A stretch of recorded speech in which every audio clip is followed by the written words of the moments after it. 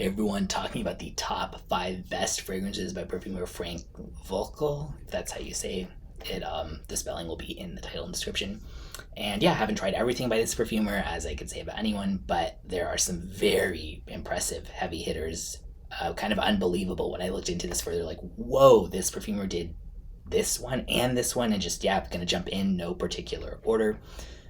First, Santal 33 by Labo. And this is not my favorite fragrance, but I think it smells good or whatever, but it absolutely deserves a place on the list for being probably tied with Baccarat Rouge as like the #1 most popular, worshipped, worn niche fragrance.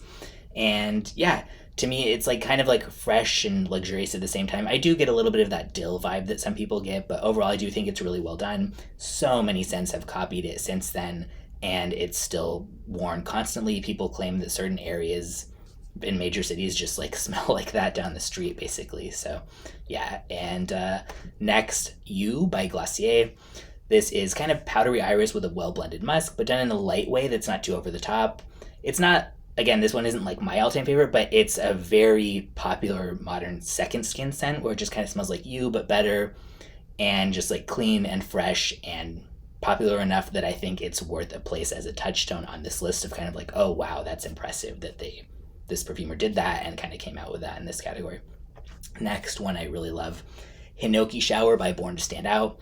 This is like walking through a forest of hinoki trees after rain, just so much green growth around you, but richness and depth and still very fresh. And yeah, if you like hinoki wood, or if you're curious what it smells like, absolute must try. Really one of the best hinoki scents out there. Next, Velvet Amber Sun by Dolce & Gabbana. This is a designer, Dolce & Gabbana obviously, but this is from their like very high-end expensive line, not their typical under $100 perfumes or whatever.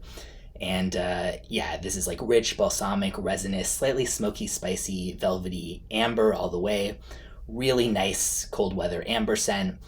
And yeah, just I think it's at one of pretty high up with some of the best amber scents that you can get. Granted, yes, it is expensive, but really, really well done. And again, impressive that this perfumer now we're talking about has done one of the most popular niche fragrances ever. One of the most popular modern second skin scents. One of the best hinoki ones, one of the best amber ones, like damn. And next up, in my opinion, one of the best rose ones, Kilian Roses on Ice. I'm not a fan of rose, but this is such a nice, fresh green touch, not the typical way rose is done. This is very clean, dewy, elegantly fresh, not stuffy or anything, and not too cloying. Almost like I always compare it to like a gin and tonic garnished with like a sprig of rosy cucumber. And yeah, it almost reminds me a little bit of stuff like Raja Elysium even at times, so that's sort of how it's done here. And again, not the typical rose scent, and very unisex too. So yeah, I think this is an incredible perfumer. These are just 5, but there are so many that this perfumer has done that could have been included on this list as well. And if you have favorites that I didn't include, let me know.